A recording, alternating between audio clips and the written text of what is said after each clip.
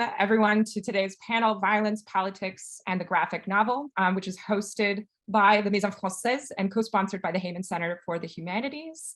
Thank you to both the Maison Française and the Heyman Center for allowing us to organize such an interesting event. It's thrilling to have an event that is well attended. Thank you to the Zoom era. And thank you again to today's panelists who have been eminently patient with the challenges of organizing a panel during COVID. So my name is Aubry Gable, and I'm an assistant professor of French here at Columbia, where I'm currently teaching an upper division seminar. Oh, excuse me, someone has their mic on. Right. Where I'm currently teaching an upper division seminar on violence, politics, and the graphic novel. So welcome to some of my students today. This is what the bottom half of my face looks like. And I will be serving as the moderator for today's webinar, which will take the form of 4 short talks by individual panelists and a final Q&A with the audience. So I will be presenting each speaker before each talk. And again, we will reserve our questions for the final Q&A. As this is a Zoom webinar, you can post your questions in the chat, and I will pose them to the group at the end. So in lieu of an extended introduction, I will simply say that today's panel brings together several world-renowned international scholars in the fields of comics and graphic novel studies, in comparative literature, and in French and Francophone studies. These scholars will address, in some fashion, the thematic quandary of the title, how and why image text forms represent political debates and historical violence, why it is that comics and graphic novels have become such important forms for understanding history, whether it be the French Commune of the 1871, or of the Napoleonic Wars of the 19th century, or the decolonial or anti-colonial movements of the 20th and 21st centuries, and so on. Our first panelist today is Professor Hugo Frey, the director of the Institute of the Arts and Humanities at the University of Chichester. Professor Frey is a cultural and political historian of France and Francophone Europe, who has published several monographs, including volumes on French filmmaker Louis Malle, on nationalism in French cinema, and most recently, a Cambridge introduction to the graphic novel co-written with Jean Béton. Please start us off today, Professor Frey. Hi, everybody, and it's a real honor to be here. Let me just start the screen sharing process while I say thank you to everybody for organizing and inviting me, and I will endeavor to be sticking to the 10 minutes and starting therefore right now. So thanks to all the hosts and thanks to my eminent panel members who I've learned so much from through reading their work over the years and working with them as well. So hopefully you can all see the slides, and so you can see that the subject I picked for the concept of violence is maybe a little bit unexpected, in that I'm broadly going to be talking about adult comic strips that fall in publications in Paris in the later 1960s, and which might be broadly constituted as following in the wake of the huge success of Jean-Claude Forest's notorious sci-fi pin-up girl strip, Barbarella, from the mid-1960s. Most of these works were published by anarchist publisher Eric Losfeld, but not exclusively so. So we would not expect to see violence so explicitly depicted, but what I'll be explaining and exploring is that by later materials in this pin-up comics era, a strong anti-Vietnam War agitprop material was being published and circulated, and those are the corpus of text that I'm going to be looking at in this short presentation. As you can see from the slide in front of you, my broad take on these materials will be looking at what might be generally called the techniques of the politicization of pop art. In standard secondary literature on the field of pop art, we assume pop art to be neutral and flat and somehow disengaged. However, the works that we'll be looking at in the following slides indicate that in Paris and in the graphic novel in Paris at this time, pop art techniques were used to communicate significant political messages centered around the themes of violence. And through the slides that follow, I will just take you through two broad pop techniques: the appropriation of images, particularly war photography, but also comics images, and then the appropriation and distribution of the comics grid by way of a short epilogue. These are the two texts that we're looking at, and so to stick to time, I will just say Ubuland is by Quino and Monet, published in 1968, and San Juan Xeris is published, I think, in 71 from my notes. Here we move to slide 3 and our first example of the appropriation of images. And so fairly standard example, we have a redrawn image of the Vietnam War in Xeris in the panel on my page illustration on my right. Whereas from Ubuland on the left, we have the direct integration of an appropriated press photograph. So in the next slide, I just want to talk a little bit more about the politics of the appropriation of photography and how that works in Ubuland. So to the left, we have a page from the Ubuland strip, and as you can see, we have a magnified and appropriated still from the press journalism representations of violence in the Vietnam War. And I suppose that the simple point one can make about these pop appropriations of images into these strips is that the picture is double-sided, really. On the one hand, the magnification of an image and its exportation into a comic strip recirculates and recondemns the image of violence from the war and places it inside an extended political satire against American policy in Vietnam. On the other hand, any appropriation and extraction of an image from one source to another necessarily removes the context of the original source. So in Ubuland, the image of the tortured man was extracted directly from a page of a political history book by Felix Green titled Vietnam, Vietnam, which you can see the cover of to the right. The tactic of appropriation, therefore, necessarily decontextualizes the original publication. And in this case, we lose the paratext of Felix Green's Vietnam, Vietnam. We lose core information, such as the statement in the original publication next to that photograph, which reads, "This man, though tortured, refused to speak. He was shot." We also lose the quote from Graham Greene on the original page to the left, which includes remarks such as, "These photographs are of torturers belonging to an army which could not exist without American aid and counsel." We also, of course, lose the original photographic context and the original photographer, who was Akihiko Okamaru, and he was working for Life magazine and a prominent Japanese war photographer. Moving on, the appropriation of images in these works includes the appropriation of comics images. So the illustration to the left is again from Ubuland, and we might assume that the pointed finger in the French comic is a direct copy of the work of Roy Lichtenstein, pictured on the right. However, working with the Roy Lichtenstein Foundation archive, it becomes apparent that this probably could not be the case. Lichtenstein's own pointed finger was in color format there, was only first published in 1973, some 5 years after the Ubuland use of the same pointed finger.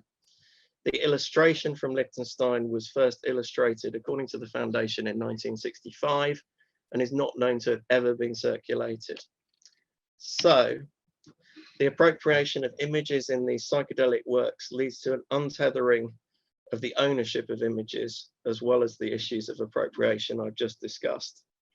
It is probably the case that Ubuland restole the pointed finger from this issue of Opus International, published in Paris in 1967, dedicated to the Cold War and to US resistance to the Cold War in the form of the Beat Generation writers, Burroughs, Ginsberg, Kaufman, and Ferlinghetti, shown on the illustrated image to the right.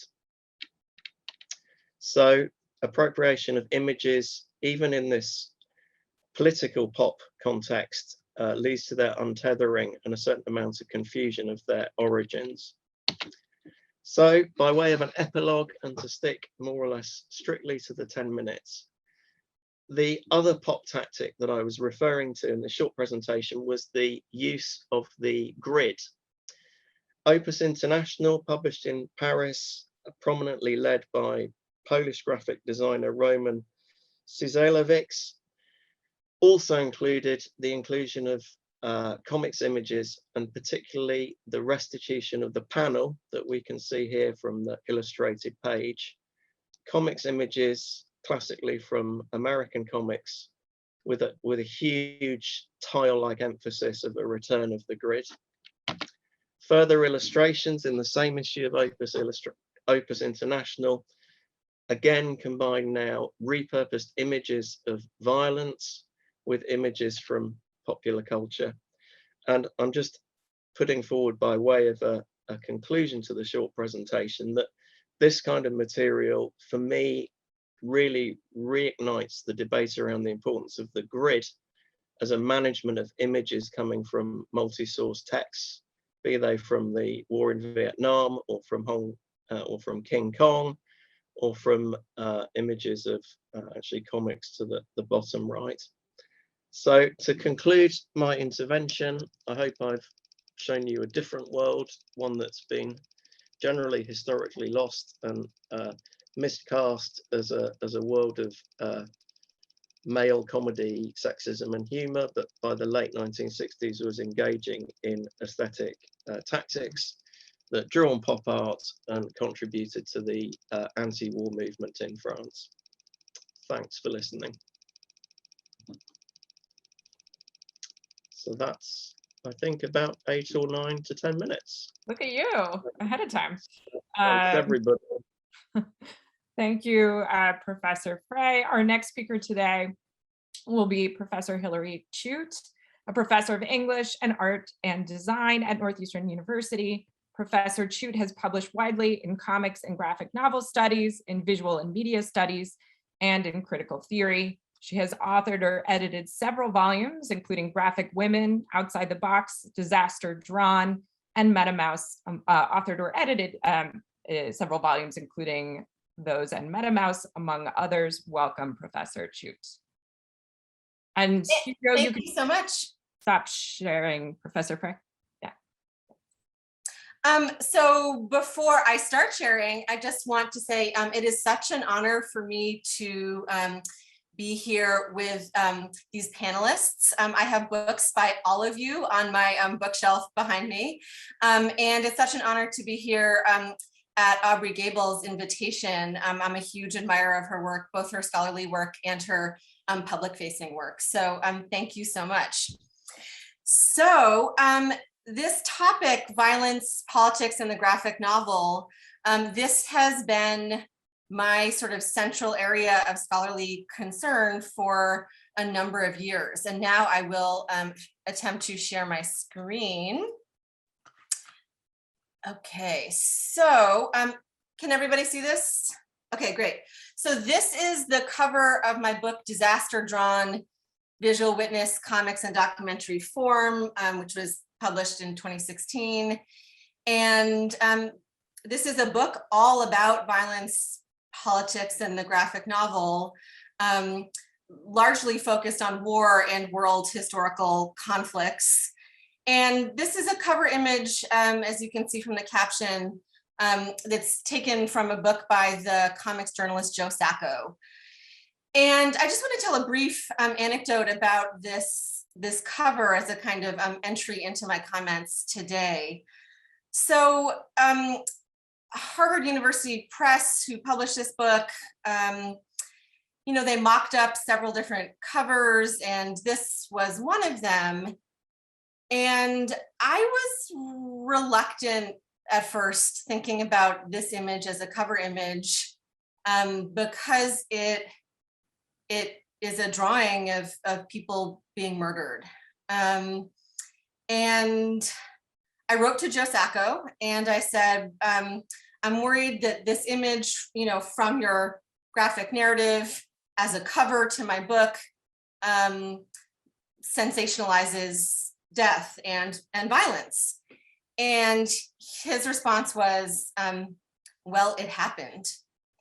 And that was a very telling response to me. And I think for myself, it helped to clarify some of my own interests in the possibilities of graphic form and comics specifically to express the realities of violence. So this is my forthcoming book, which is forthcoming in the fall.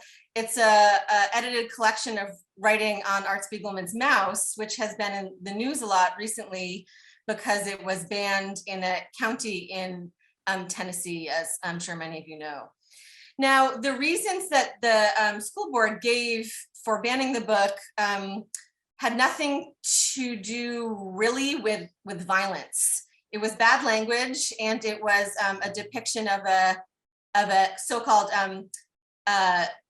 nude woman, which is an image of Spiegelman's mother after she had died by suicide. So there were strange reasons. What I really think it had to do with, and what came out in some of the minutes from the meeting, is the graphic depiction of violence, like in this image.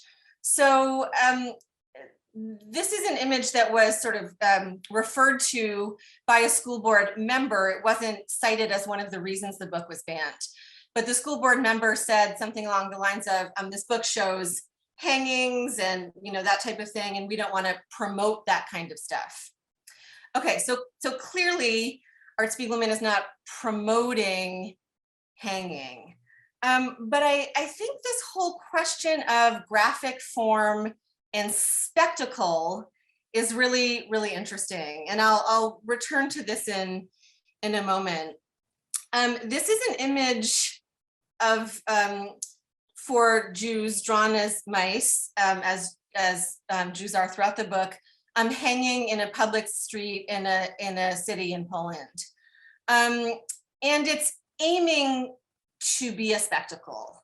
And so one of the things I think that graphic work can do is to ask readers to encounter violence, iterated or expressed graphically, not to sensationalize it or promote it, to use the language of the school board member, but rather to do something more complicated, which is to sort of arrest the viewer and to slow down that transformation of violence from something shocking into something banal.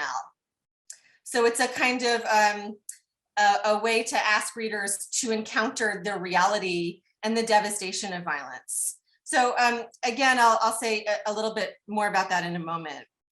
But just briefly, I do want to say that this book will be published at the same time in France and in the United States. So it will be published by Flammarion in November in France. And it's such a pleasure to be here at an event hosted by Columbia, because there are 3 contributors from the Columbia University community in this book, including Mariana Hirsch and Elisa Solomon.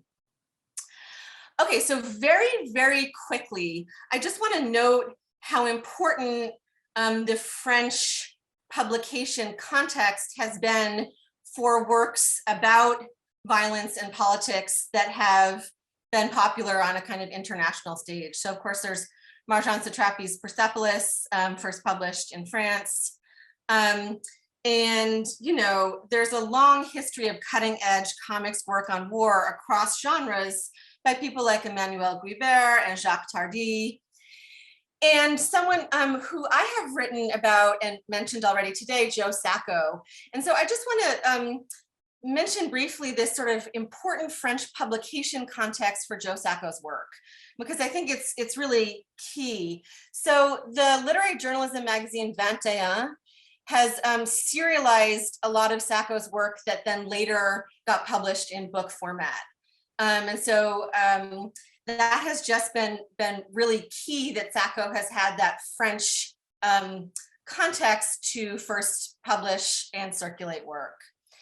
And speaking of Sacco, this is a book that Esther writes about in her recent book, The Great War. And I was really fascinated, this isn't a very good slide, sorry, that the Montparnasse metro station actually made Sacco's accordion style book about the Battle of the Somme into a public display in the metro in 2014. So there's a really important French context for his work. Okay, getting back to this question of spectacle, what I will do in my brief remaining time is to try to actually be as schematic as possible with the goal of brevity about some of the features of comics that I think give us such an important and significant expression of violence and politics. So I already showed you this image. I think just the two things I want to mention about the production of spectacle in comics is that I think that comics push back on an idea that has become commonplace in writing about artistic works and violence, which is that spectacle always equals something bad or something unethical. I think what we see in a lot of graphic works is the idea of spectacle and the production of spectacle judiciously as an encounter with historical realities of violence. And I think we see this in this page by Spiegelman. And very, very crucially in this page, Spiegelman particularizes the people who were murdered here, as you can see in the bottom panel, by naming them, by talking about their families, by talking about their businesses, by talking about their relationship to the person who's the narrator here, who is a family member. And so this work is pushing back on the fascism it depicts by individuating and humanizing people who were wiped out during the Holocaust. Now, I just want to mention one quote by Susan Sontag that I have always found really, really powerful. And she has said in her book regarding the pain of others, to speak of reality becoming a spectacle is a breathtaking provincialism. That's kind of classic biting Sontag. But she's pushing back on this idea that this sort of cynical idea in her view that spectacle is always ringing a false note, is always sort of doing something unethical. Okay, so thinking about other features of comics that are significant for expressing violence in politics, I mean, for me, in addition to spectacle, one of the most crucial elements is what comics can do in terms of experimenting with time, and specifically with pushing back on the historical ideas of chronological time, of linear time, and ideas of causality in general. And this is absolutely key for thinking about comics and history and what comics can show us about history. So one technique that cartoonists often use is this powerful juxtaposition. So here we see a double spread from Sacco's book, Footnotes in Gaza. And on one side, we see people who were killed in 1956. And then on the other side, we see the same wall, the same space in the early 2000s. And it's sort of hard to tell in this image, but instead of bodies lined up against the wall, we can see posters commemorating martyrs hanging up on the wall there. And so this juxtaposition is both showing a difference and indicating a continuity. And that's been a central feature of the work of people like Spiegelman and Sacco, this idea that the past is continuous, that history is continuous and and ceaseless and not something behind us in the past. We also see this in the collapse of time. This is an image that I find myself talking about very, very often because it shows us so effectively what comics can do in collapsing time and not only juxtaposing it. This is a panel from Maus in which we see the legs of girls hanged in Auschwitz in the 40s, hanging from the trees in the late 1970s in the Catskills in New York. So as Scott McCloud says, in comics, time is weird. And that weirdness is often, I think, at a very productive angle when we're thinking about the movement of history. Okay, going very quickly through all of this. Another thing that comics can do, and we see here in Sacco's work, also footnotes in Gaza, is ask us to encounter a concretized other in thinking about history and violence. So the images of people shown here speaking are people who survived another massacre in 1956. And there's a kind of ethical project of encountering a specified other, which we also saw in the Spiegelman hanging image. Further, I think it's worth noting that drawing can recreate spaces and experiences that other visual media cannot. For example, this cover to Joe Sacco's comic book Palestine shows here on the cover, and then in the interior, an entire story, the experiences of a man who was in solitary confinement and being tortured, a Palestinian man, by Israeli Defense Forces. So that's something that can be recreated in drawing and concretized in drawing in a vivid way, and in a way that gets at the sort of phenomenology for the person experiencing it and at detail for the viewer.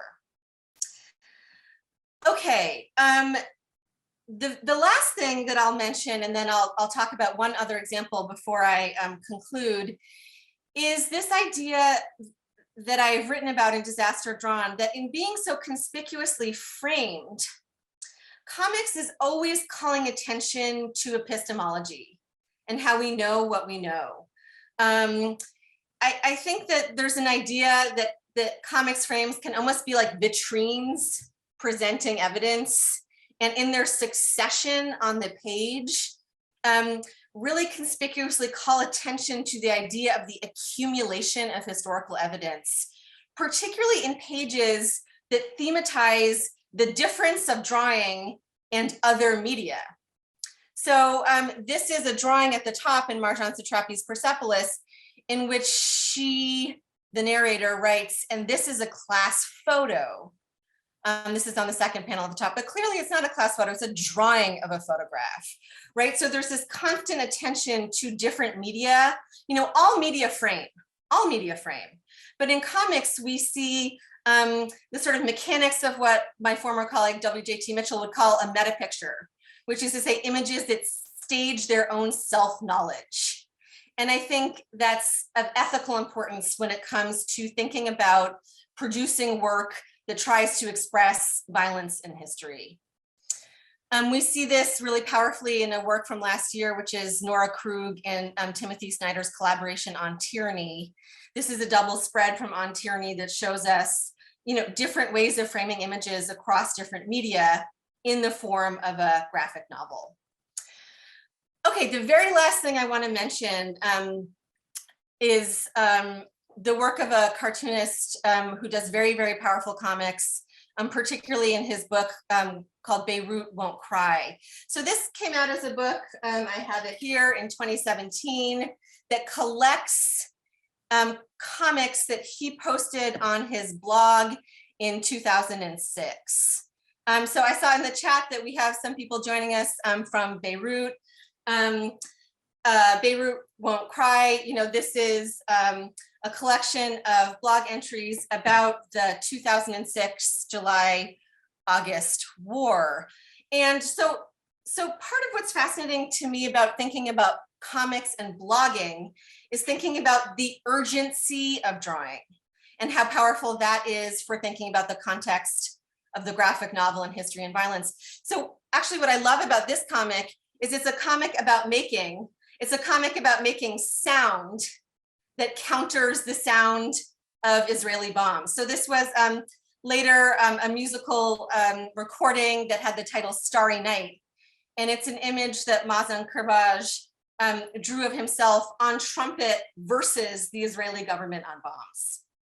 Now, the very last image I'll show you is from a more recent blog, which is from April 2021. And I just want to show you this image. It's one I've thought about a lot and hope to write about soon. And this is an image called I Love You, Mom, Corona's Birthday. And it's about a different kind of violence than the context of war. It's about the kind of violence of a necessarily diasporic identity. So it's about his connection to his mother. And you can see in the second to last panel, and this is in the context of diasporic identity in the coronavirus, he writes, "But I never imagined a situation where she could die and I couldn't attend her funeral."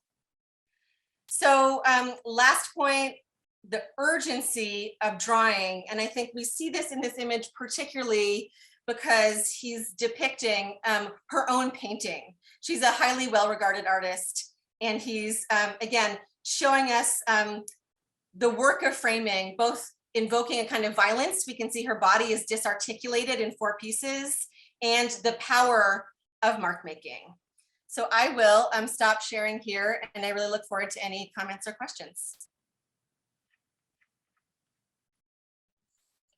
Thank you, Professor Chute.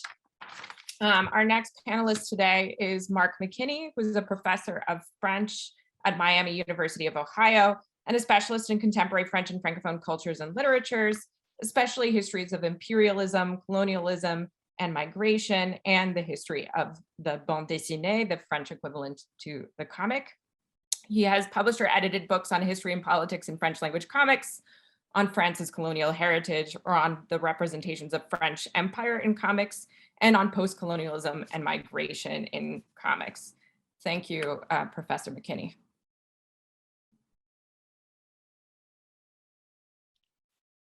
Just unmuted myself and we'll share my screen.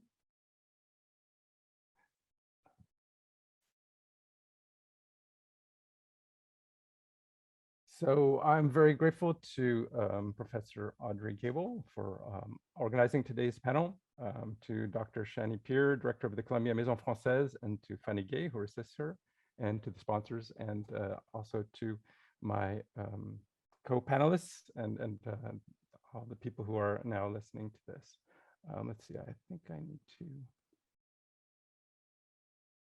Are we all set there on the images? Great, okay. So a neglected violence in the French comics heritage. Alain Saint-Augan has long been celebrated as a foundational figure in French comics, but is relatively unknown today outside of French-speaking Europe. From the 1960s, Saint-Augan's comics have been regarded as important for 2 reasons primarily. First, he often used speech balloons in them, a practice that he modeled on American comics published in translation in France, and that eventually displaced the preceding dominant convention there of confining most text to a space under the image. Second, Zig et Puce, or Guy and Flea, serialized from 1925 to 1959, this most famous comic series became a prominent cultural and economic phenomenon in France in the 1920s and 1930s, in a manner recalling Richard Felton Outcott's Buster Brown series in the United States. So just some examples of the famousness of Saint-Augan's series here. President Gaston Doumergue signing these toys for aviators to keep them alive in the skies. And Charles Lindbergh took one when he left from Paris after having landed there.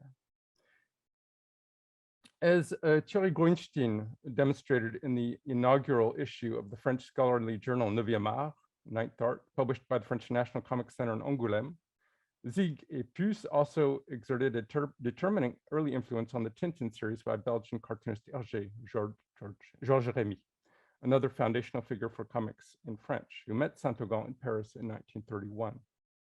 The Zig et Puce series was initially published in book form by Hachette from 1927 and reissued by Futuropolis from 1986 to 1992. It's the alternative comics publisher, and by the large mainstream from Glénat from 1995 to 2001. In my book on the colonial heritage of French comics, so out 11 years ago, I argued that much of the comics and cartooning heritage left by Saint-Augan was structured by European colonialism, including colonial racism, and that with some exceptions, those aspects had been downplayed or ignored in writings about him. My presentation today on an equally concerning aspect of Saint-Augan's art, anti-Semitism in it, comes from an essay forthcoming in Société et Représentation. In both a prose novel and in comics, Saint-Augan repeated the plot structure of a conspiracy led by an antagonist who is an anti-Semitic caricature. The main recurring antagonist of Zig et Puce appeared for the first time in a semi-autobiographical novel by Saint-Augan, Le Mariage d'Hector Coderland, The Marriage of Hector Coderland, published in 1929. In the comics fan and specialist magazine Le Collectionneur de Bande Dessinée, Jean-François Douvry underlined the, quote, anti-Semitic and xenophobic nature, end of quote, of the characters Bartok, described in the novel as un capitaliste, un bailleur de fonds, that is a venture capitalist, and Edouard Bonblat, a publisher in the novel. The comics double of Bonblat first appeared in Zig et Puce in 1933 with the title S.A., donc Son Altesse, His Highness Arthur the 21st, Prince of Marcalance, who usurped the throne of that imaginary island to the detriment of Princess Yvette, the legitimate heir to whom Zig et Puce restored the throne by expelling Arthur. The deposed prince, or his double, returns 3 times in the series under the name Duc de Bonblat, Duke of Bonblat, in stories originally published in 1938, 1948, and 1949-50. In Pétain, Mitterrand, de Gaulle, and Saint-Augan, the postface to the 16th volume in the Glénat republication of the series, Dominique Petitfaux, the editor, finally, in 1999, raised the issue of anti-Semitism in Saint-Augan's art. He identifies the fact that one of the recurring characters in his comics is named Bonblat, this character here, and says, quote, this patronym is obviously a deformation of Baumblatt, B-A-U-M-B-L-A-T-T, an amusing German word, tree leaf, but completely in the vein of more or less curious family names that German states attributed to their Jewish residents at the beginning of the 19th century, Rosenblatt, for example. One can therefore legitimately ask oneself whether the mean one, le méchant, in Zig et Puce en Ethiopie, Zig and Puce in Ethiopia, and other episodes might not be a German Jew. Does that mean that Alain Saint-Augan was anti-Semitic? End of quote. However, Petitfaux does not refer here to Le Mariage d'Hector Coderland, so the novel, and I seem to make the first connection between these two, the novel and the comic strip character. The anti-Semitic caricatures in Le Mariage d'Hector Coderland and Zig et Puce bring together several elements in a typical violent manner. They possess a narrative structure based on a Jewish conspiracy to usurp the legitimate power of supposedly autochthonous French. A Jewish target is designated by the names Baumblatt with an A-O-U-M, B-L-A-T-E, or Baumblatt, B-A-U-M-B-L-A-T-T, which have a grotesque and implicitly pejorative connotation in French through the homophony with the French word blatte, or cockroach. The insect is, of course, habitually considered to be a noxious parasite to be exterminated when found in one's home, as is the Jew in French society and anti-Semitic thinking. It is well known that the representation of Jews as vermin was part of the Nazi propaganda in support of their genocidal campaign against Jews.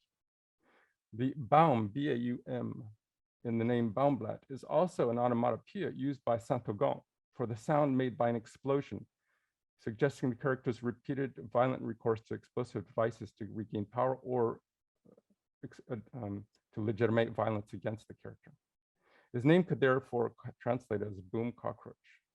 This is a classic libel of legitimate violence supposedly carried out by Jews, alike created and spread by anti-Semites to justify violence against their Jewish victims. And I'm thinking here, for example, of Hergé's The Shooting Star, L'Étoile Mystérieuse. The racist defamation is equally visual in a drawn portrait of Baumblatt, absent from the novel in the book version published by Hachette, but present in a version apparently serialized, probably in 1933 in Cadet Revue, a journal that Saint-Augan edited. One sees there a sour-looking man with a large curved nose and curly hair.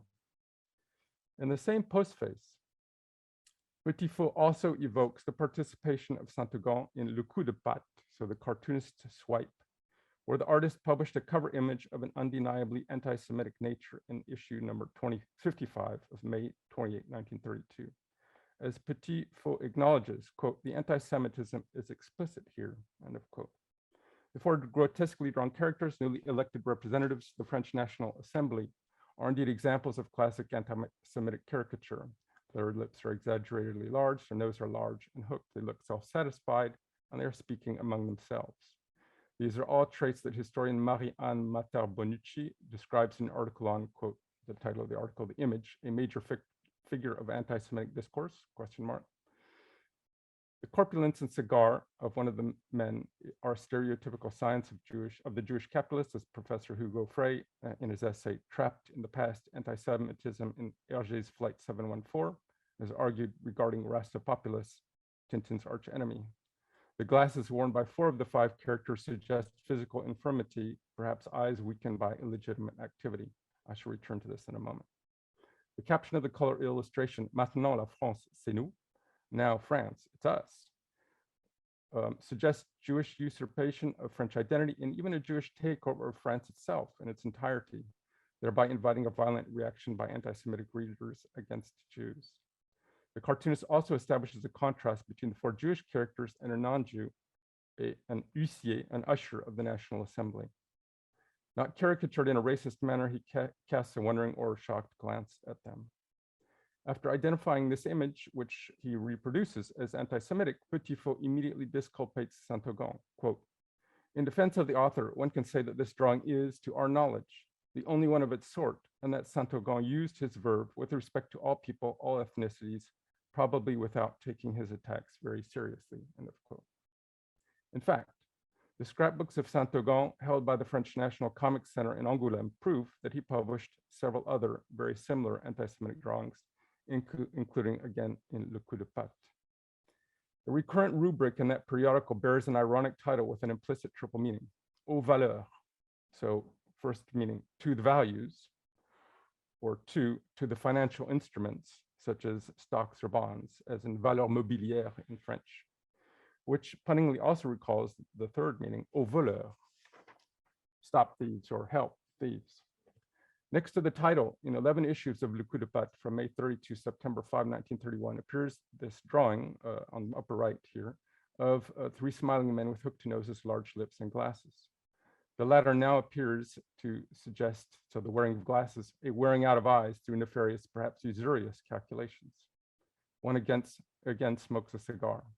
The drawing and title again constitute a classic anti-Semitic slur, suggesting that the stock market and high finance are controlled by Jews, and that the latter, quote, meet secretly, again, an anti-Semitic trope described by Matter-Bonucci.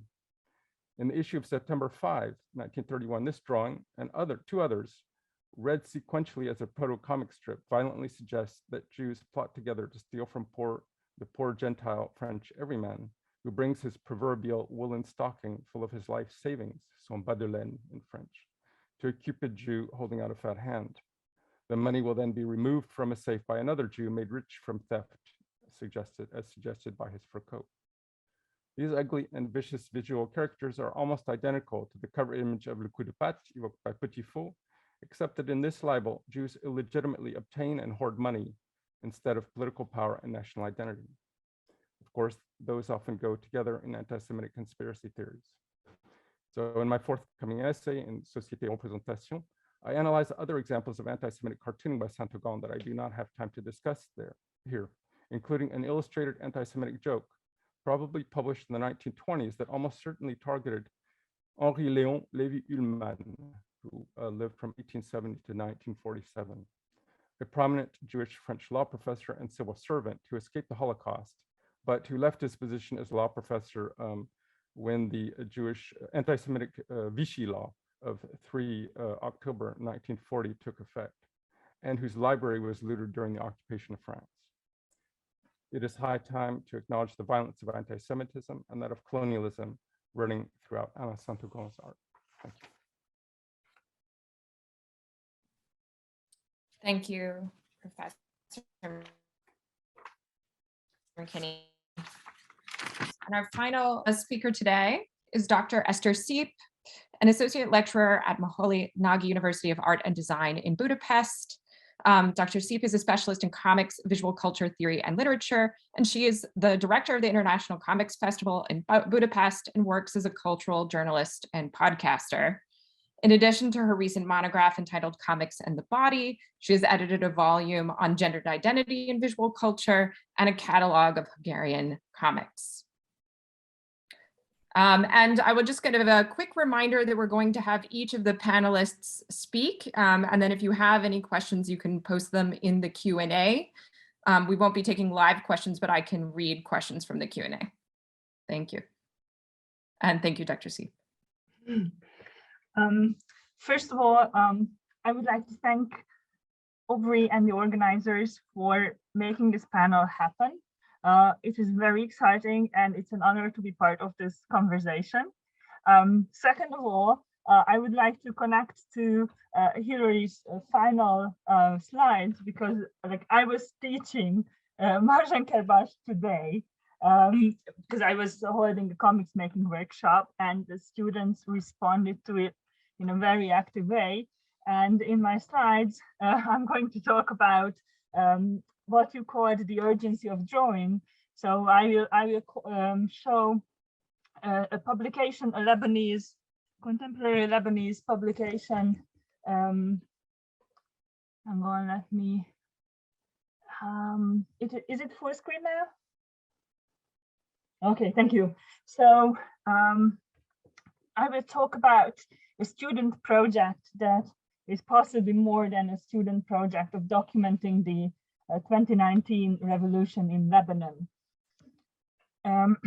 There are more and more comics that document protests and political violence in the moment made by local communities, but circulated globally with the help of social media. The Eruptions exhibition that was part of the Lyon BD Festival in 2021 featured 6 protests and revolutions where comics or visual communication were widely circulated, mostly on social media and also in the streets. You can see with the colors, Chile, Algeria, Lebanon, Belarus, Hong Kong, and Myanmar. In these countries, we see that participants turn to visual communication, posters, graffiti, as well as satirical comics, commentary, personal comics, anything. That there is a global need to visualize the political and communicate in a visual way has been noted by the artists too. For example, Lebanese artist Barak Rima said about the 2019 Lebanese revolution that this revolution is not an only child. It has sisters in Iraq, Algeria, Sudan, Hong Kong, Chile, France, Iran. Most of the time, these are savagely repressed, but I cannot be satisfied with a revolution that is confined to one nation. If it is not global, a revolution is not worth it. And here, okay, arm is moving. This is my paranoia that sometimes they are not moving. Are they moving? Okay, thank you. So here you can see Barak Rima's comic about the 2019 events in Lebanon. That was part of the Eruptions exhibition, and I would like to thank the organizers of Lyon BD for sending me these images. And I also made a screenshot of Lebanon is Burning, which is available for an English-speaking audience on the NIP. On October the 17th, 2019, the people of Lebanon started protesting against planned taxes on gasoline and WhatsApp, which is a major communication tool in Lebanon, as well as against sectarianism, unemployment, and corruption. The protests in the streets lasted for months. There are many comics on the protests by artists who live in Lebanon and artists who have left. And in my 10 minutes, I would like to show this student project in which graphic design students who study at the American University of Beirut and their teacher, Lina Rebe, documented the revolution in the comics form. And I also would like to address a theoretical question about how we think about comics, and this part relates to the urgency of drawing that Dr. Chute was talking about. So this was an assignment to record what they felt, what they saw, both at home and in the streets. The representation of violence is often understood in terms of specific images showing specific events. This is the spectacle idea that we have heard about today. And for example, as in the case of Maus, quite recently, violence is often reduced to a specific figurative image, which is considered inappropriate. Violence, however, is not only expressed by figurative representations, because meaning is created in more complex ways in the medium of comics. And in my book, Comics and the Body, Drawing, Reading, and Vulnerability, my starting point was the drawn nature of comics, which led me to think about the processes of mark making, about the relationship of thinking, drawing, and the body.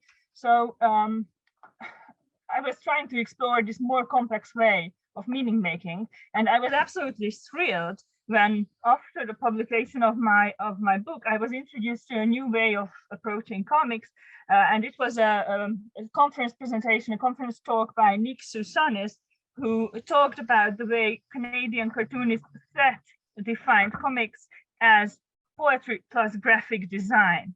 Thinking of comics with these metaphors enables us to see the unity of content and means of expression in a new way. And I felt very liberated when I heard Nick Sousanis speak about this. So obviously, the dichotomy of words and images are part of this, but poetry is not the same as words, and graphic design is not the same as images. Poetry, in my interpretation, is closer to Roman Jakobson's poetic function, or a message that has been shaped with intention, and words and images are both part of this message. And graphic design enables us to consider not only figurative or abstract images, but the complexity of visual decisions that both creators and readers make when they interact with comics.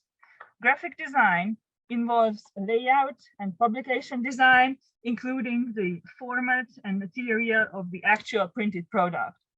The work of editors and other team members is made visible if we think about comics in this way, and new attention can be paid to material reinterpretations and new contexts of comics, for instance, when they are exhibited in galleries. And the students' project of the American University of Beirut is interesting to me because Lina Rebe edited these comics into a book, which you can also see on the slide that I'm showing it here. And after this, so this book was published in 2020 and will be soon published in English too. And in 2021, the whole project migrated to a new space, to a French context in Lebanon, to Alba, the Academy of Fine Arts, which is a French related institution, and there it was exhibited. So the images are moving. What you can see here is that the word revolution is a sticker which evokes that putting stickers out in the street was a very important means by which the graphic design students were protesting. And this text here says, down with the rule of the banks. And if you have a good visual memory, you will see the same text in the comics that I'm going to show you. So for these students, the revolution is personal, and they report about the dilemmas, about whether they should go out to protest or not, whether they should listen to their parents, who obviously don't want, or not obviously, but in some cases don't want them to go out in the streets where there is a lot of danger. And it is a political conflict as well, not only a conflict among generations. And here, for example, we can see that the students allow the reader to experience the here and now, the immediacy of the feelings of what they feel and what are happening. They show a sense of community and belonging. They show violence, and they also show the fatigue, the emotional fatigue that the months of protest meant to them. They do not offer reflection or evaluation. And previously in my book, for example, I was dealing with reportage or memoir, which is, only about reflection, but this is a very immediate account. And I'm showing two versions of this page because I think that in the English version, the water is murkier than in the Arabic version. I don't know if you agree with me. So there are some subtle differences here. In this revolution, a major experience that almost each comics highlights is how mediated it was. And this is a really nice way showing an enormous, endless thread, WhatsApp thread by which the revolution entered the private lives of the students.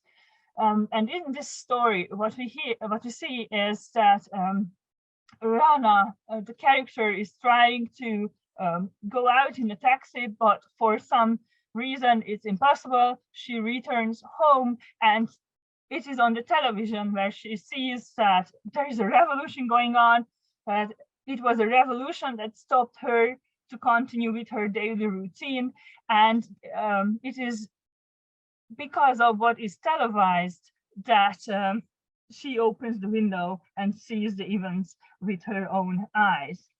Another aspect, so now in these slides, I'm focusing on how the private and the public interact, and how the public invades private spaces and stops normal life.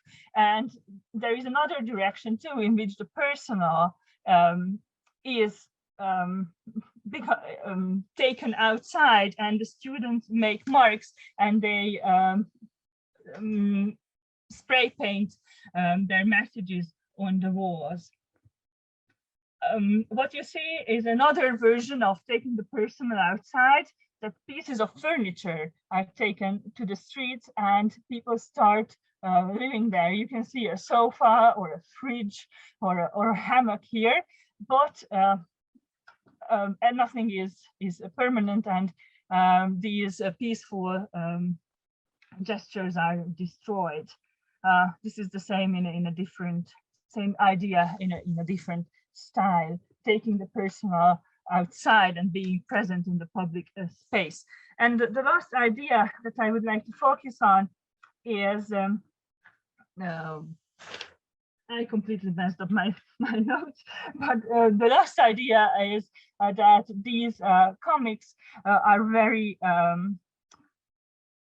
personal, and also show that some students or some participants experienced a lot of anxiety and uncertainty while they were protesting. So the revolution is equally fought in a physical and also in a mental space. In Home by Sarah Hattab, the revolution brings about an identity crisis and makes her, who is originally from Palestine, question her roots, asking, is home the country I came from but never saw, or the place I've always lived in but never felt like I belonged to? And in the other image, you can also see how the images of violence occupy the mental space. So the images I have shown so far illustrate how the personal and the physical and mental spaces are invaded by the public, and the personal means of expression leaves a physical mark on the streets. And the practice of transformation doesn't stop. You can see on the left, so this is part of a big exhibition in the Academy of Fine Arts in Lebanon. You can see a collection of various graphic representations of the revolution, or put on a map of Beirut. And on the right, you can see the students' images. So there is an interaction between designers, between the marks and the stories of the revolution. And this conversation is obviously continuing. And I would like to thank Lina Gerbach for all her help in my work with this project. Thank you so much.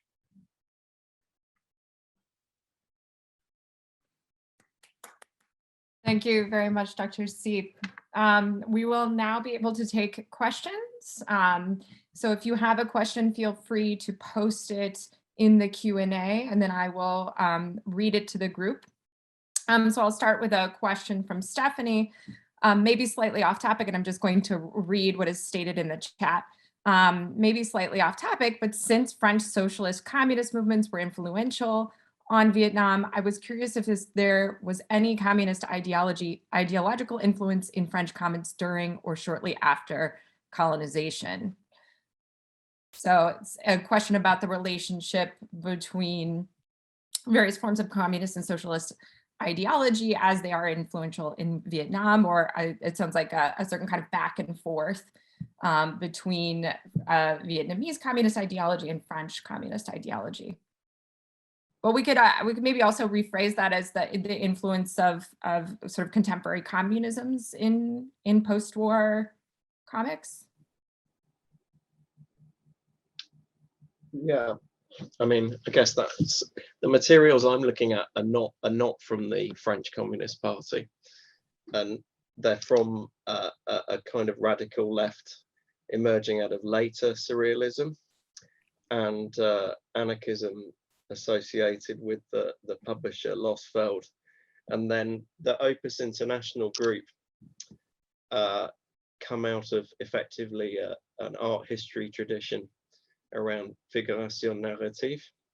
And so while they are coming from a broad left, they're distinguishing themselves from an official communist left, as that cover image of the two Superman characters. You'll note there's a Soviet Superman running hand in hand with the US Superman, and it's a kind of leftist denunciation of the two superpowers rather than siding with the PCF line. But you know, so that's the material that I've been looking at. But I'm sure that if I delved into popular PCF materials, I'd find stuff as well, but I've not been looking. Yeah, there's definitely a pre-war. I mean, what comes to mind for me is the pre-war tradition of various kinds of children's supplements that were published alongside PCF, you know, French Communist Party magazines. So I was thinking of Vaillant, right? That would have been produced specifically by the party as a form of children's propaganda. And then, you know, we have our sort of iconic Tintin who goes to the country of the Soviets, which is not the most accurate, nor was it aware of many of the things that were going on in the Soviet Union, but was a form of anti-communist propaganda pre-war. Those are sort of more obvious examples that come to mind for me. Yeah, Hillary. I just want to throw something into the mix really quickly. I don't know if this will be productive to our conversation, but the cartoonist Rius, R-I-U-S, I forget exactly, I'm pretty sure it was in the early 70s. He published the inaugural sort of definitional title in the Understanding series, and it was Understanding Marx.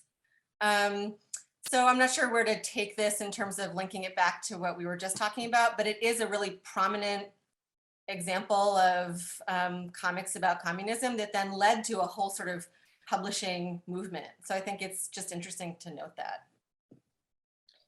And I think it sort of prefigures the kind of era of comics adaptation that we're more familiar with now, of Right. the sheer number of texts that have been adapted in comics form. Right. And then I'll take another question. This one is from Chris. Do you think that there is a double standard being applied to the depiction of violence in graphic novels and comics as it relates to superhero, supernatural, fantastical works versus works that are based on historical or political themes? If so, what is the best way to respond to this perception of a kind of division between, I think, a presumption of seriousness based on popular culture, which in part, Professor Frey is disrupting, what kinds of generic forms can handle political ideologies, can handle representations of history and politics, this kind of relationship between genres, superhero, supernatural, fantastical, and historical, political. I'll say that one example that came to mind for me was an animated film, actually, but René, Fantastic Planet, that there are these sort of science fiction animated films that can be an example of sort of crossing boundaries, perhaps to a certain extent. I wonder if any of our panelists have thoughts. That's such an interesting question. I just want to make sure that I understand it. What would the double standard be? Does the questioner want to explain, or Aubrey, do you? No, but I think I understand, or we're getting an explanation in the chat. Thank you. Hold There on. could be all sorts of double standards. I just want to make sure I understand which one is being referred to. I mean, I understood it to mean that there's a certain degree of presumption of seriousness or proximity to propaganda. I think, given the wartime tradition of the publication of various comics that were explicitly tied to political propaganda, with someone like with the instance of Superman, or we can think of instances of Tintin that came out with close proximity to Vichy propaganda. I sort of wondered if there's sort of a question about, are there, certain kinds of popular genres that are more propagandistic and to that extent less less apt to interrogate representations of history? And we'll see if I interpreted that correctly. I took it to mean a comment on the kind of debate that Hilary was mentioning, to do with mouse and graphic novels versus, the extreme kind of violence entertainment that, standard corporate comic strips and movie adaptations use to entertain. So, I mean, I don't go to many superhero movies, but when I do, I always feel like I'm somewhat overwhelmed by the highly violent world I'm thrown into, and yet people spend millions of pounds going to watch them. Yeah, and they rarely get criticised in the way that one panel might be elaborated for a right-wing critique somewhere in the Midwest or wherever it is. Yeah, it sounds like that was right. That was kind of what the question asker was thinking about, representations of violence that are quite explicit and quite common in the superhero genre, but that don't carry the same kind of weight and that don't garner the same response. Maybe I'll just jump in really quickly. Thanks everybody for your comments. This is an interesting conversation. I think just to go back to my invocation of the example of the recent ban on mouse, I think what's interesting to be reminded of is the context of teaching. So, I think that I hope that all sorts of comics will be taught in all sorts of different curricula, but I think it has tended to be, especially at the younger age level. So in Tennessee, it was banned in the 8th grade language arts curriculum. I think it's tended to be historical comics that have been taught versus other genres like superheroes. So I think that's sort of part of the context of censorship in a teaching context. I'll just follow up with a comment from the chat on this same topic.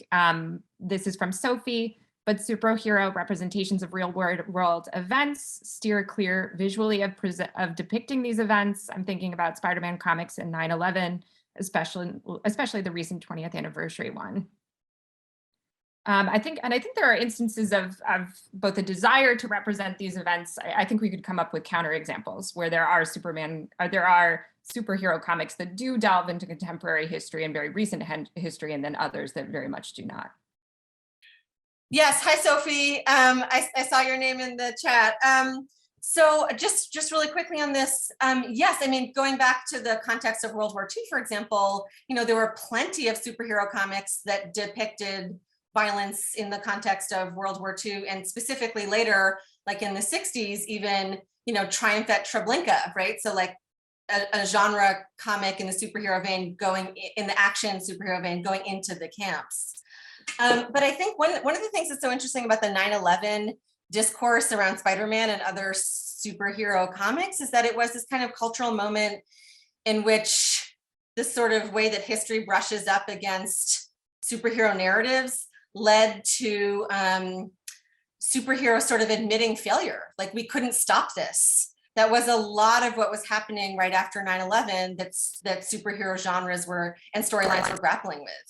You know, superheroes saying like, we failed, you know, like the planes hit the towers. And so it was a really interesting cultural moment all around.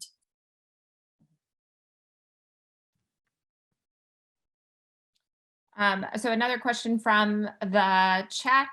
I appreciate Professor McKinney's presentation on racism and anti-Semitism in comics, because I fear sometimes we assume the liberatory aspects of comics, but there is nothing inherently liberatory about comics, about the form itself. So what then distinguishes the form or the techniques that are indeed promoting violence versus those that are asking us to stop and reflect on the horrors of violence? And that seems like the crux of the many talks today, in fact. You know, what are the differences between forms of what could be qualified as promotion of violence and forms of representation or reflection or interrogation of the spectacularization of violence? Right. Yeah. So, indeed, Professor Chute was talking about the kind of framing that comics can do productively, that show how the violence was created, that can document the historical violence, that can show how it was produced, show how it can be countered as well. So, you know, there are specific potentialities of comics that allow it to do that, as she was showing us. You know, of course, there are basic parts of narrative that work in comics just as they work elsewhere. So, right. So the conspiracy theory, you know, this conspiracies of Alain Saint-Aigne's kind of stories that put certain kinds of characters in certain roles, and so that's, you know, that's a kind of representation that comics do that other kinds of narratives can do as well. They're not specific to comics, but then other forms of narrative, I mean, other narrative structures can try to undo that kind of violence as well.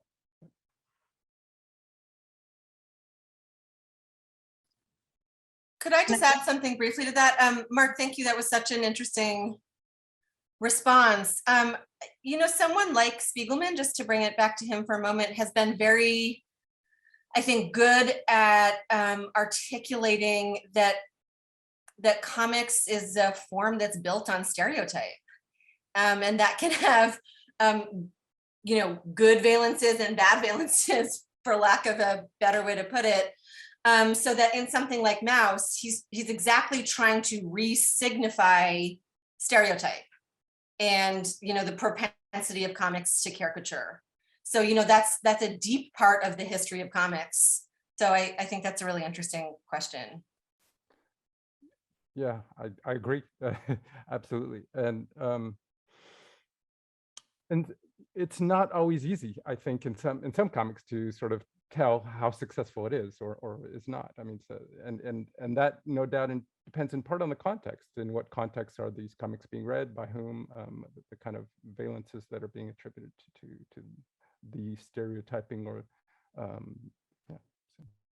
Yeah, and I think we see that stickiness right now with sort of all of the critiques of a cartoonist like Robert Crumb, and sort of, is it satire or is it stereotype? And I think comics often really walk the line in ways that can be productive, but can also be really fraught. Yeah, the historical contextual issues are obviously the key points around the world that's reading the works and the world that's producing them. Well, one of the techniques, I suppose, that makes comics violence, either in a critical way or in a reactionary way, is the kind of volume of images. Mm-hmm. in like the repeat panel, you know, the repetition of a image, be it one we value or one we find repulsive. You know, that just thinking about it and listening and having read all your work and thinking about it all, you know, that's one specific thing about comics is that constant, you know, 9 images a page for 62 pages or for 100 pages or for a comic every 2 weeks.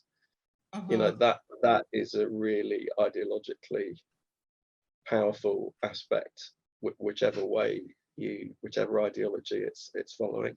That's all I'd say quickly.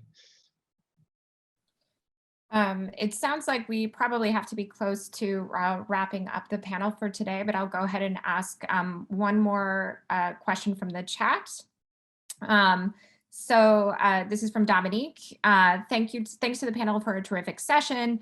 If comics are so drawn to forms of political violence and protest, might they have anything to say or to draw when it comes to climate breakdown and slower forms of ecological violence? And I think there's probably lots of panelists have thoughts about this, but this has also become a topic of interest in contemporary comics. I saw you nodding, Professor McKinney. Did you have some ideas in mind, or? Well, so I'm teaching a class right now in which we're reading comics that some are about immigration and migration, and some are about climate issues and ecology. The ones that, you know, so there's one that I like a lot that is Colibri, which shows in very fast form in a very short comic book through a kind of speed up technique the enormous devastation that is happening to ecosystems through climate change. And so part of the effectiveness of it is the speeding up of the rhythm of how this happens, and showing us giving us a sense of impending doom, catastrophe, and so on.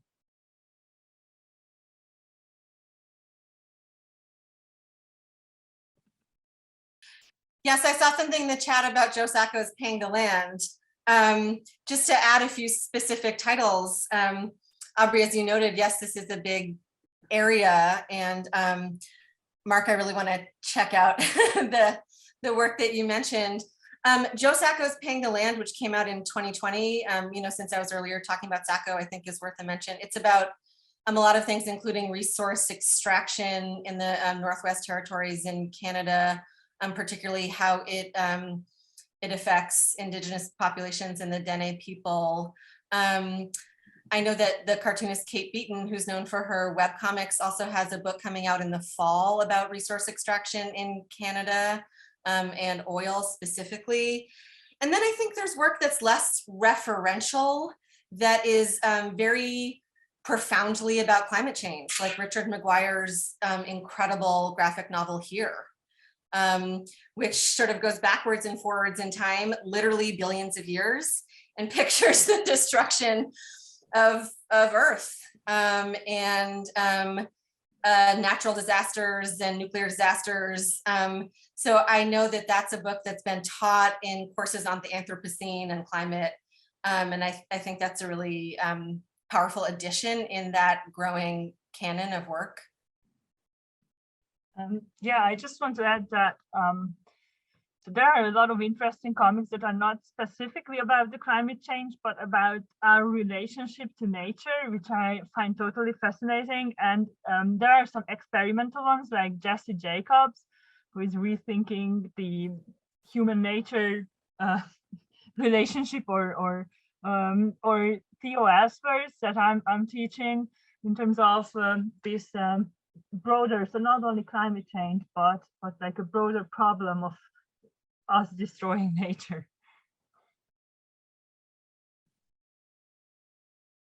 Well, thank you for everyone for coming today, and for joining us here for this excellent panel. So wonderful to see everyone speaking, and hopefully someday in the future we will have you at the Maison Française proper. Thank you again to the Maison Française and to the Heyman Center for the Humanities for hosting this event. All right. Thanks, everybody. It was so great to be in conversation with you. Thank you. Thanks, everyone. Yeah. Bye-bye. Thank you, Aubrey and everybody.